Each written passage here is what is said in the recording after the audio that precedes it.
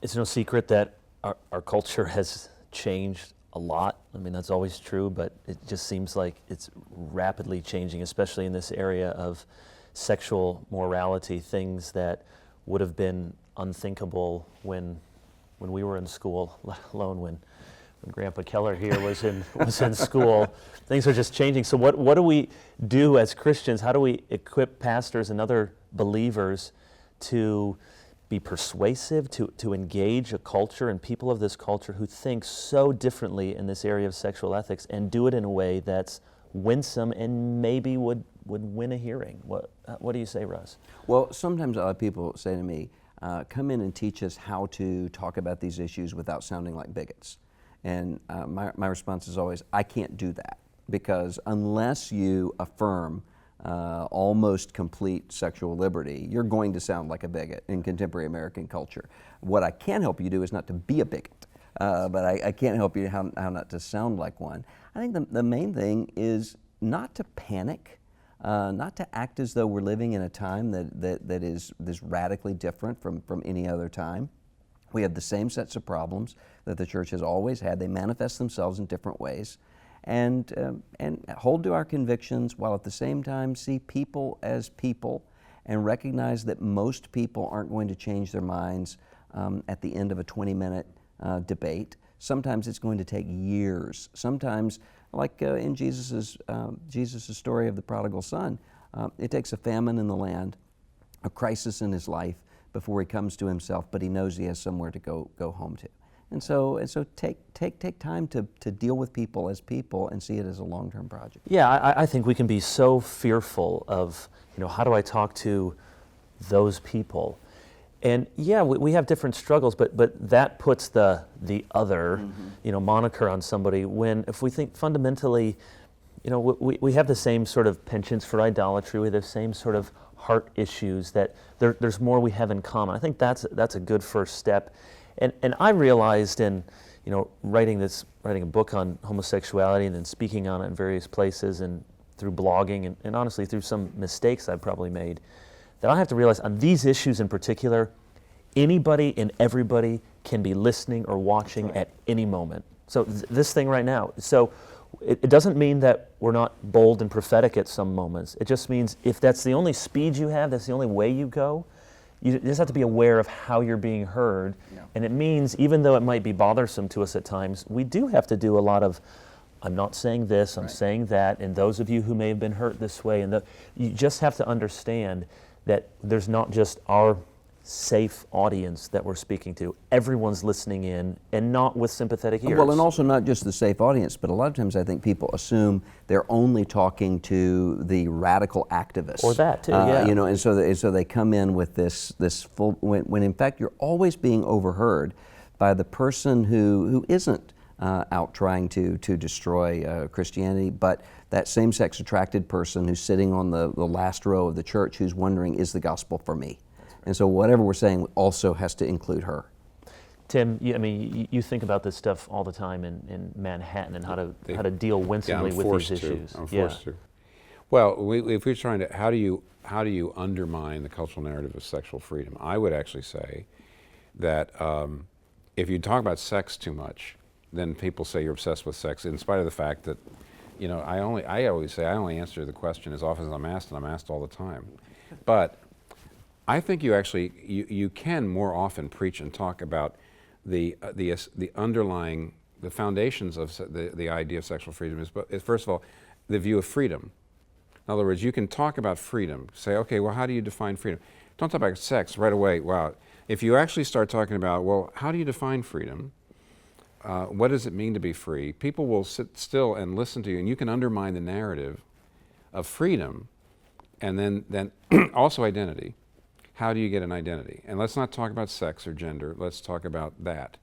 And I found that people sit still longer, and actually they often don't think that deeply. So for example, years ago when I was when Grandpa Keller was a young man, there was a little book, a little InterVarsity Press book called Becoming Free by Charles Hummel, in which he used the idea that a fish is only free when it's in the water.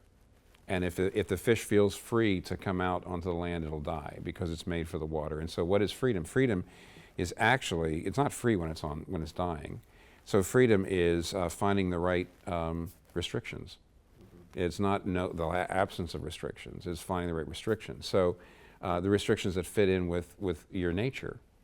And when somebody says, well, I should be free to live any way I want as long as I don't harm other people. Well, you can also attack that by saying, how do you define harm?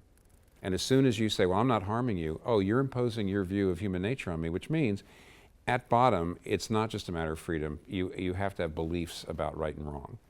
And by hiding behind freedom, saying, oh, I have to decide what's right or wrong, we don't do that. Everybody's free to live it the way they want as long as they don't harm other people. But as soon as you decide what is harming and what is not, you are actually imposing a view of human nature on other people. Now, the only reason I'm doing this quickly is I think you can undermine people's understanding of freedom, which is really silly, but the culture is, freedom is absence of restrictions. You go say, no, it's finding the right ones. And you can even talk about love.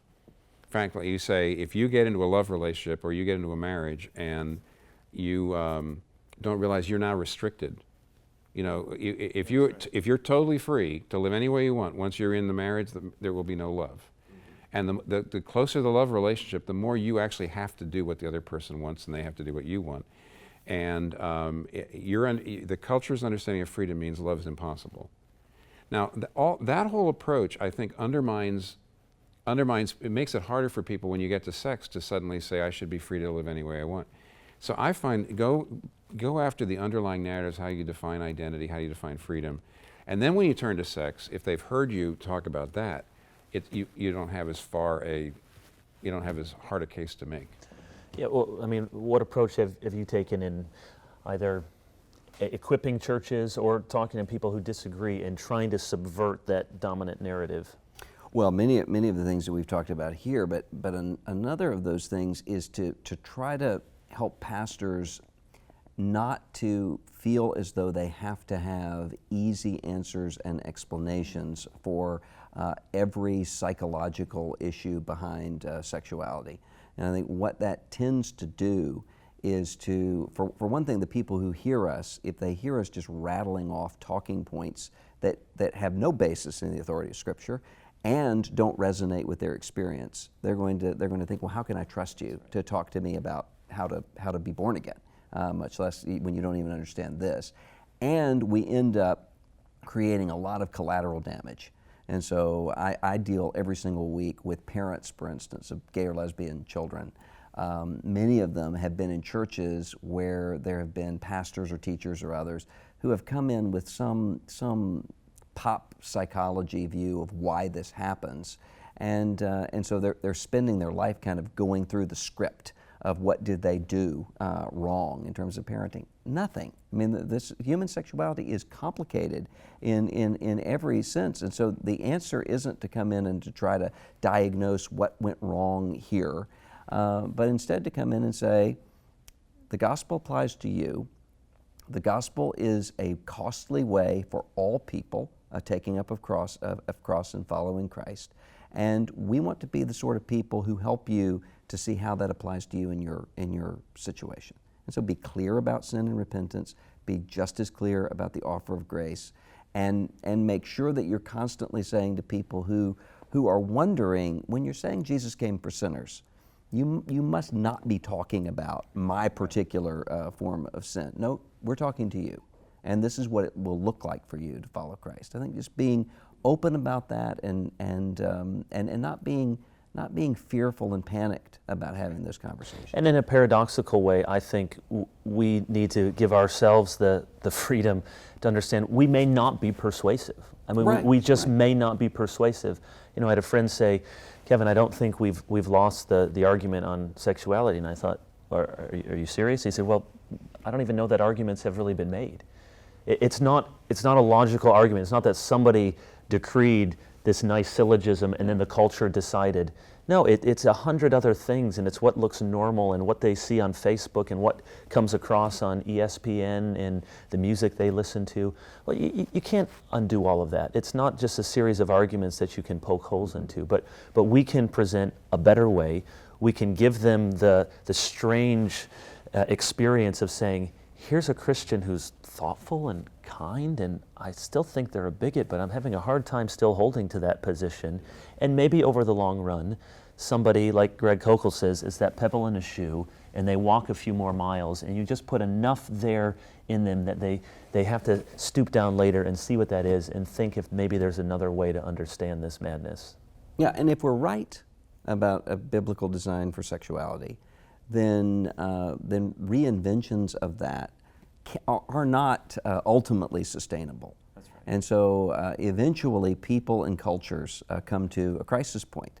And so we have to be the people who have confidence enough in what we believe that God has revealed to be able to be there on the other side to deal with people who are saying, this hasn't made me as happy as I thought it would. I need to find something else. That's right.